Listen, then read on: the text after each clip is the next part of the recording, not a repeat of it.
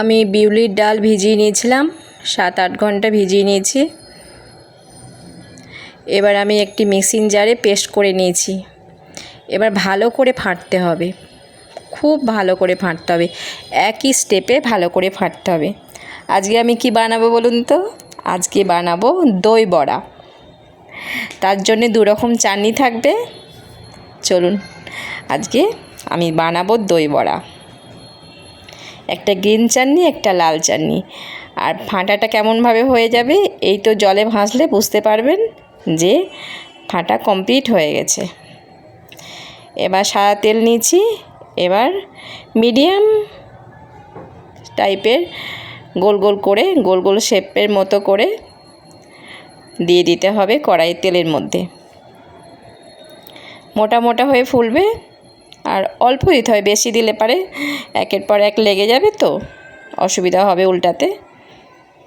7-8টা করে দিতে হবে। এরকম করে ভেজে নিচ্ছি।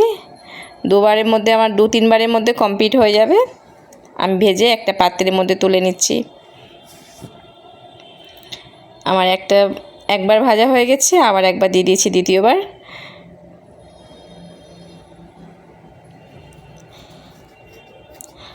আমার ভাজা কমপ্লিট। এবার আমি সব পাত্রে তুলে নিচ্ছি। একটা পাত্রে তুলে নিলাম। এবার আমি ঠান্ডা হয়ে গেছে। এবার আমি কুসুম কুসুম গরম জল মধ্যে বিট লবণ আর সাধারণ লবণ দিয়ে দিচ্ছি। এবার আমি একটু গুলে নেব, লবণটা গুলে নেব। তারপরে আমি বড়াটা ভিজিয়ে দেব, যাতে জলটা বড়ার মধ্যে শুষে নেয়। এবার বড়ার মধ্যে আমি বড়াটা দিয়ে দিচ্ছি জলের মধ্যে। এবার এটা আধ ঘন্টা মতো রেখে দিতে হবে। যদি কারোর টাইম কম থাকে সে 10 মিনিটও রাখতে পারে। এবার আমি গ্রিন চাটনি আর লাল চাটনি, মানে তেঁতুলের চাটনি আমি বানিয়ে নিচ্ছি। গ্রিন চাটনি বানাবার জন্যে আমি ধনেপাতা নিয়েছি, রসুন, আদা আর লঙ্কা। এবার আমি মিক্সিং জারে পেস্ট করে নেব। আর ওর মধ্যে আমি লবণ আর একটু চিনি অ্যাড করেছি। এবার আমি মিক্সিং জারে দিয়ে দিচ্ছি। এবার আমি পেস্ট করে নেব।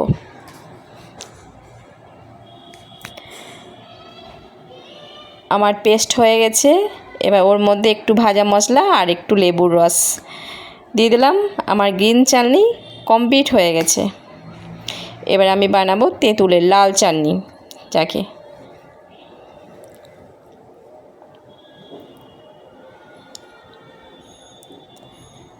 এবার লাল চাটনি বানাবার জন্যে আমি 1 ডজন তেল নিয়েছি, তার মধ্যে 5 ফোড়ন দিয়েছি।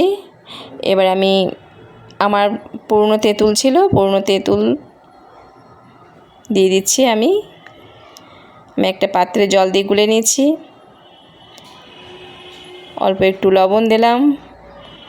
আর এটা হচ্ছে কাশ্মীরি লঙ্কা, একটু কালার হওয়ার জন্যে। এটা গোলমরিচ, হলুদ গুঁড়ো। এবার ওর মধ্যে আমি গুড় দিয়ে দেবো। আপনারা যদি গুড় না থাকে ঘরে চিনি দিতে পারেন। এটা চাট মশলা দিলাম, আর এটা হচ্ছে গুড়। খেতে খুব টেস্টি হবে। আর আমি ভিজিয়ে রেখেছিলাম অনেকক্ষণ ধরে, আধ ঘন্টা মতো। এবার আমি জলটা মানে চিপসে বার করে নিচ্ছি। একটু আস্তে আস্তে চিপসাবে, নাহলে ফেটে যেতে পারে। আমি জলটা চিপসে বার করে নিলাম। আমার লাল চাটনি হয়ে গেছে, গ্রিন চাটনি হয়ে গেছে। এবার আমি পরিবেশন করব। আর আমি একটু দই নিচ্ছি, মানে দই নিয়েছি। দইয়ের মধ্যে তার মধ্যে দিয়েছি লবণ, চিনি আর গোলমরিচ আর চাট মশলা, ভাজা মশলা দিয়ে দইটা আমি 400 গ্রাম মতো দই নিয়েছি। ওর মধ্যে ভালো করে ফেটে দিলাম। আর কিছু বরফের টুকরো নিয়েছি, তাহলে দইটা খুব আরও ভালো হবে। আমার সমস্ত কমপ্লিট হয়ে গেছে। এবার আমি পরিবেশন করব। এবার আমি 4 পিস নিয়েছি, ওর মধ্যে ওপরে দই দিয়ে দিচ্ছি।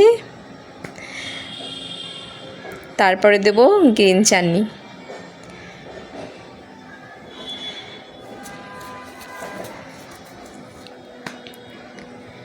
এরপরে দিলাম গ্রিন চাটনি, তারপরে দেবো লাল চাটনি আর ভুজিয়া।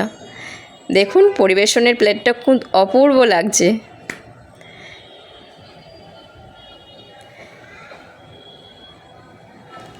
আর খেতেও খুব অসাধারণ হবে।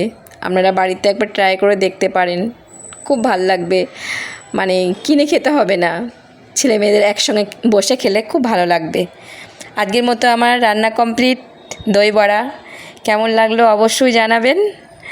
আজকের মতো বিদায় নিচ্ছি, বাই।